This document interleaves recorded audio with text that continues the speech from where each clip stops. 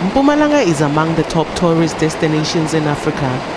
Many people in the province depend on tourism for their livelihoods, but the recent attacks on tourists threaten the sector.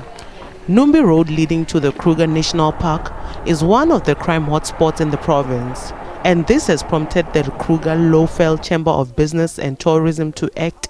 However, the chamber says more money is still needed for the tourism sector. Well, the minister didn't give us any money. Okay.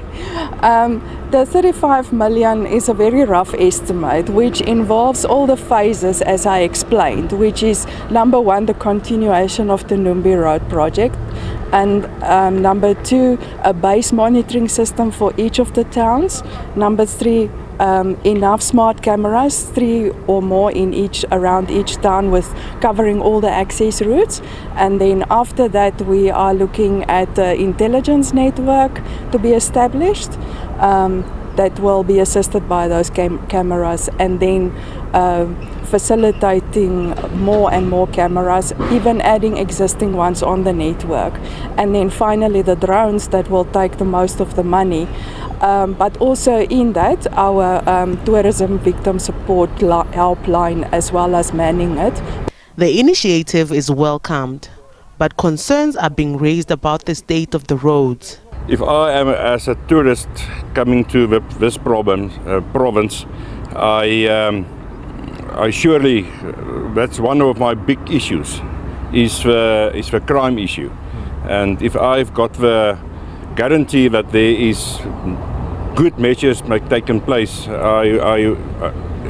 will make me, what do you call it, very safer, and I will come more often to the province. I will think the tourism will benefit from it to help to prevent crime, because a lot of people, we are coming out of the park now, and we've spoken to a lot of people there. They all say, all of them say they avoid, like for instance, Numbi Gate. And so there are certain routes that are being avoided, and that also influences the local businesses, because the people don't get supported anymore, because they don't get there anymore. And then, as I say, another problem as well is like on the roads, the cattle, all the animals on the roads, especially during the night. Recently, tourism monitors were deployed at tourist attraction sites in the Lowveld. This initiative has been welcomed by the tourism sector, but there's a concern that they might not be well equipped to deal with the criminals. Well, government is not able to do enough at this point, because I feel they're completely overwhelmed with the level of criminality in South Africa, and they are completely under-resourced. South Africa faced numerous challenges, and the money is just not enough. The men on the floor are not enough, the vehicles are not enough.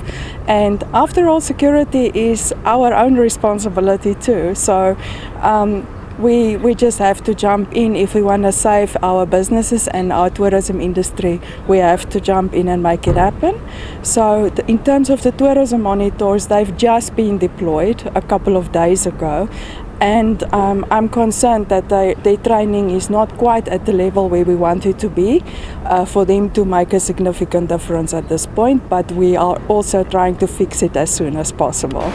Efforts to ensure the safety of tourists is in collaboration between government and private sector. Tourism Minister Patricia de Lille has urged tourists to make use of the app that will link them to help in case they find themselves in danger. The private sector contribution is that they have developed an app, a secure app, whereby any tourist, international or local, can download the app.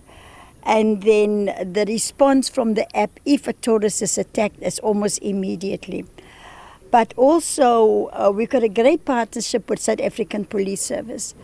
They are going to make, an addition to the accredited training of the tourism monitor, to train them in practical things. Despite the challenges faced by the tourism sector, the province has reportedly registered an increase in numbers of tourists visiting the province of the rising sun.